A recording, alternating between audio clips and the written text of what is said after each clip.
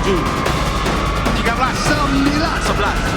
10, 16, 15. Pemilu serentak 2024 sepertinya akan memunculkan banyak kejutan. Salah satunya sistem pemilihan calon wakil rakyat yang akan duduk di DPR, DPRD provinsi, dan kabupaten. Jika sebelumnya para pemilih yang memiliki hak suara akan mendapat kertas berisi logo dan nomor urut partai, serta nama, foto, dan nomor urut caleg, kemudian mencoblosnya, maka di pemilu 2024 sistem proporsional terbuka ini kemungkinan akan berubah. Sistem yang sejak 2009 hingga saat ini digunakan sedang digugat ke Mahkamah Konstitusi untuk diubah menjadi proporsional tertutup, di mana pemilih cukup mencoblos nomor atau logo partai politik saja. Berikutnya, partailah yang akan menentukan siapa kadernya yang akan duduk di kursi parlemen. Dengan sistem proporsional tertutup, ongkos politik diharapkan dapat ditekan, karena caleg yang akan maju tidak perlu bersusah payah mengkampanyekan diri melalui beragam alat peraga. Sementara dengan proporsional terbuka, masyarakat dapat lebih mengenal calon wakilnya di parlemen. Apakah perubahan sistem pemilu menjadi pertanda mundurnya demokrasi di tanah air?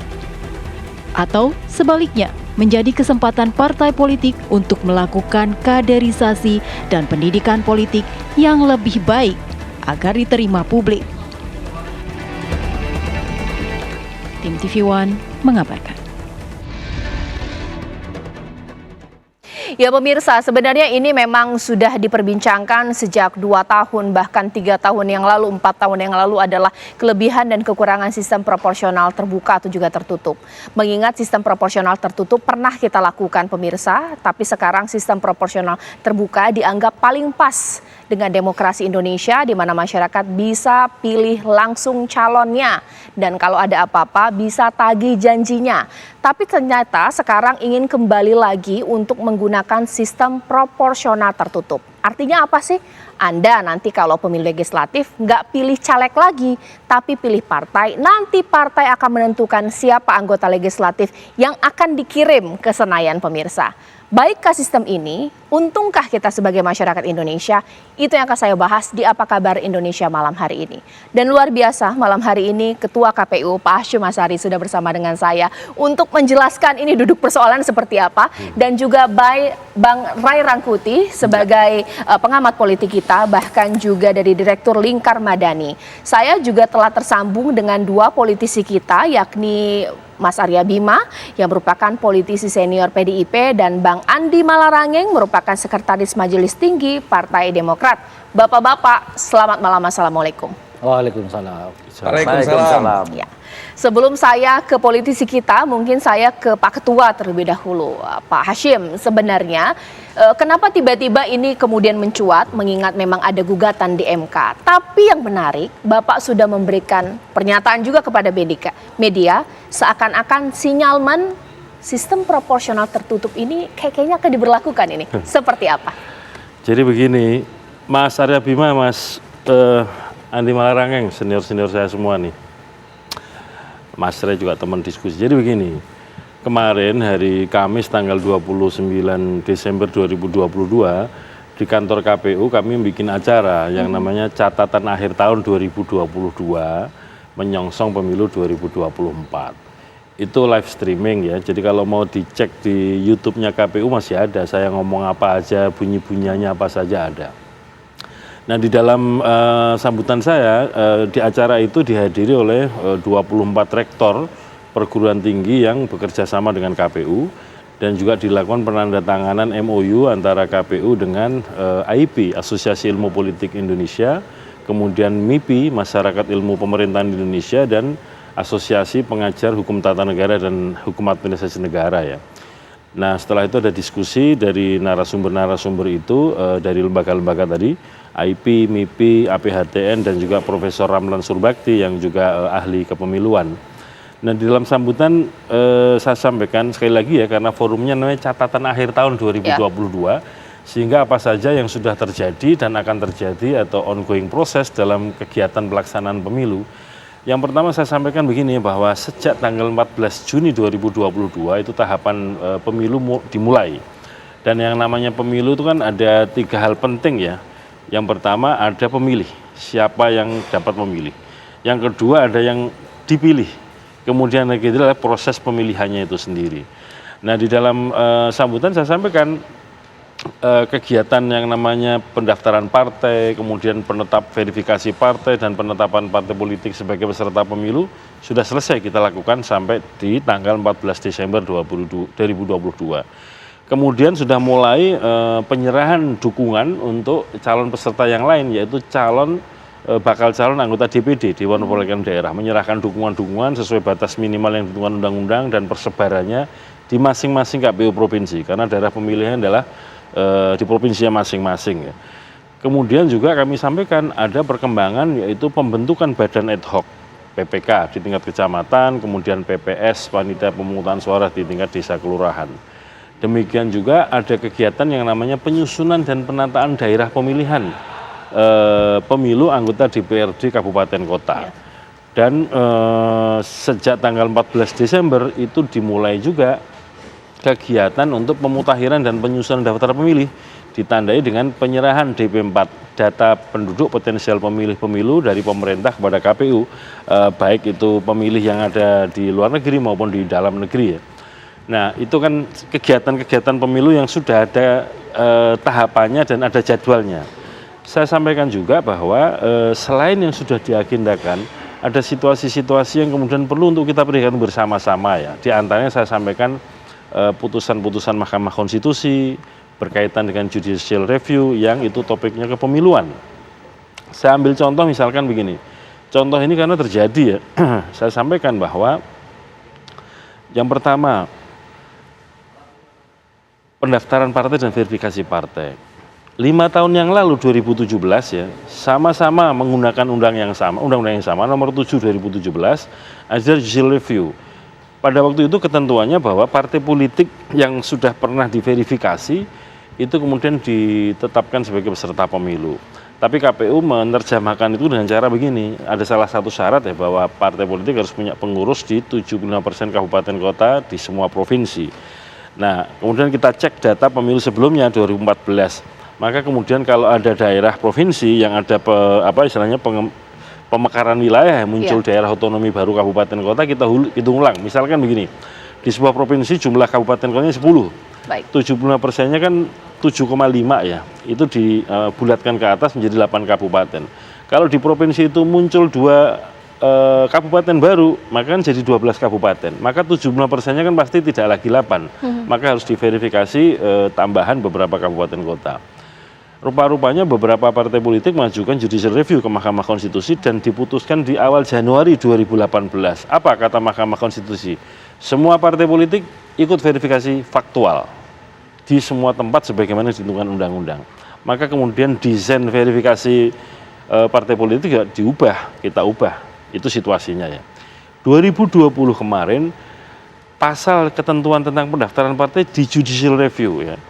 Dan kemudian apa? Putusan Mahkamah Konstitusi. Ada 3 kategori partai politik. Yang pertama partai politik peserta pemilu 2019 yang lolos PT, parliamentary threshold atau punya kursi di Senayan. Yang kedua partai politik peserta pemilu 2019 yang tidak lolos PT atau nggak punya kursi di Senayan. Yang ketiga partai baru. Nah, terhadap 3 jenis atau kategori partai politik perlakuannya beda-beda.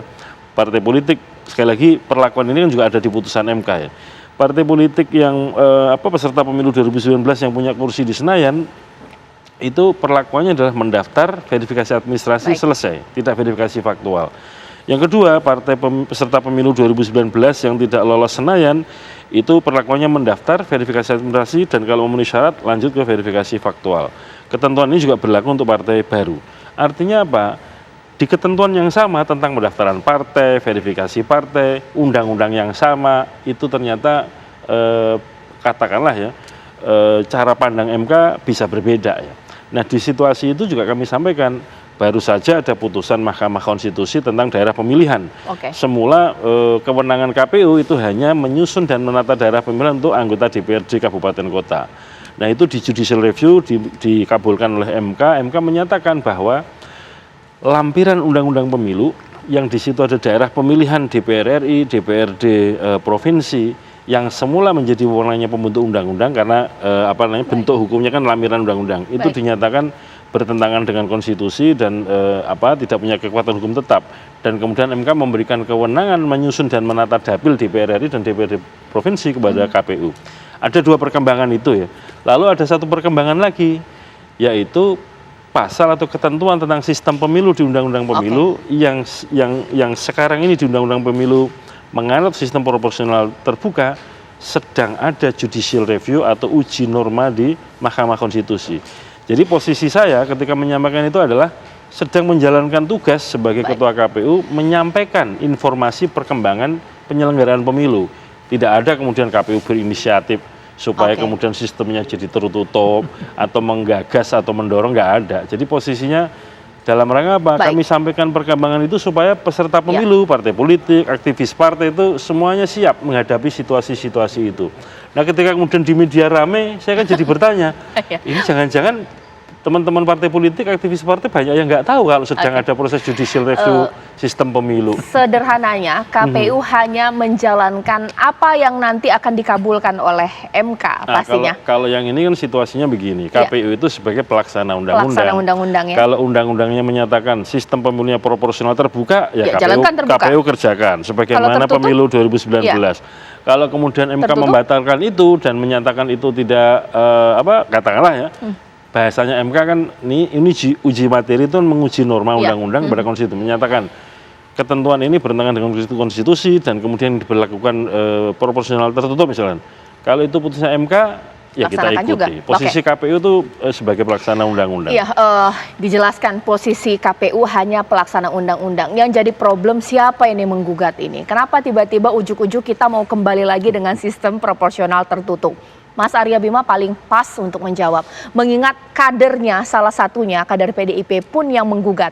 Apakah benar juga secara keseluruhan suara PDIP setuju dengan sistem proporsional tertutup? Mas Arya Bima, boleh dijawab. Terima kasih Mbak Caca.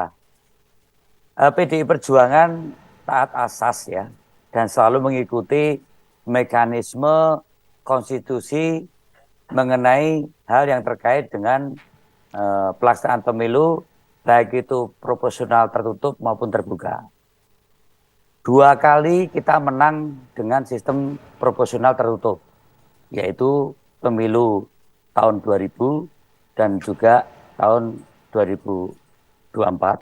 Terbuka kita juga menang 2 kali, 2014 dan 2019. Jadi mengenai cara siasat atau bagaimana memenangkan kontestasi elektoral terbuka atau tertutup, kita monggo-monggo saja. Kita taat pada aturan konstitusi yang berlaku. Mengenai hal wacana proporsional tertutup di dalam Kongres PDI Perjuangan yang kelima, memang salah satu keputusannya di situ disebutkan sistem pemilu yang akan datang bisa dilakukan dengan proporsional tertutup. Keputusan itu bukan tanpa sebab atau tanpa akibat yang dikaji di dalam Kongres.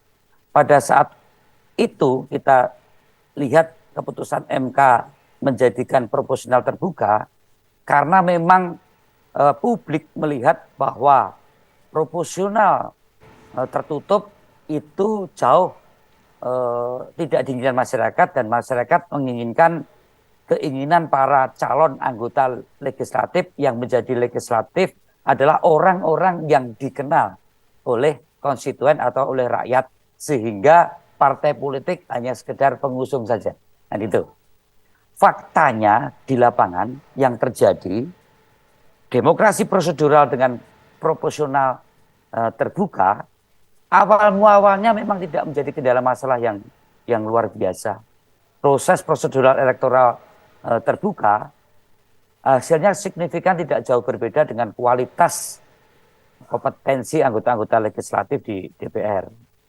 Begitu juga dalam sistem elektoral di lapangan juga tidak terlalu terjadi liberalisasi antar individu yang ingin mendulang elektoral yang semakin banyak mendapatkan dukungan. Kemudian di dalam perkembangannya, silahkan nanti kalangan akademisi juga mengkaji antara dampak yang diinginkan dengan sistem terbuka yang akan menghasilkan demokrasi yang lebih merepresentatifkan keinginan rakyat dengan tingkat kualitas anggota-anggota DPR yang tentunya kualitas ini harus dilihat dari segi fungsi DPR secara kelembagaan, karena di DPR kan bukan hasil keputusan individu tapi hasil keputusan kelembagaan, alat kelengkapan. Bagaimana hasil produk dari legislasi, sistem anggaran, sistem pengawasan. Dari situlah kemudian kajian dalam Kongres kelima diwacanakan sistem pemilu ke depan bisa dilakukan dengan proporsional tertutup. Tapi sekali lagi, PDI Perjuangan pun tak asas. Mau tertutup, monggo, kita ya punya pengalaman menang. Mau terbuka, monggo, kita juga pengalaman menang. Tetapi sekali lagi bahwa tidak ada salahnya mewacanakan terbuka dan tertutup ini di dalam konteks kita konsolidasi demokrasi, mencari mana yang pas ya, mana yang bagusnya, mana yang tepat ya. Kemudian dari kajian bangunan konstitusi kita, peserta pemilu legislatif adalah partai politik. Apa yang terjadi di lapangan? Yang terjadi di lapangan adalah peserta pemilu kebanyakan adalah perorangan. Boleh dilihat dari hasil kajian perolehan suara. Misalnya di daerah pemilihan saya. Apakah signifikan antara perolehan suara PDI Perjuangan, kemudian Golkar, kemudian Nasdem, juga partai-partai lain di tingkat pusat dengan di tingkat 2. Kan selisih banyak. Yang terjadi adalah kong-kalingkong antara DPR RI dengan DPR tingkat 2 di lintas partai, asal mendapatkan dukungan. Baik. Silakan tingkat 2 partaimu apa, tingkat pusat dukunganmu apa. Baik. Inilah yang disebut liberalisasi. Apakah cara-cara ini atau sistem ini yang kita inginkan? Terus bagaimana bahwa pemilu legislatif adalah diikuti oleh partai politik? Yang terjadi adalah bentuk-bentuk bukan aktivis atau pejuang demokrasi. Yang terjadi adalah eksesnya. Sekarang partai politik juga pragmatis. Yang penting menempatkan orang yang banyak uang, baik di tingkat 2, di tingkat 1, bahkan di tingkat pusat, partai ya. Yang penting tarung, siapa yang punya duit banyak, dia yang akan mendapatkan kursi di DPR atau di legislatif pusat sampai daerah.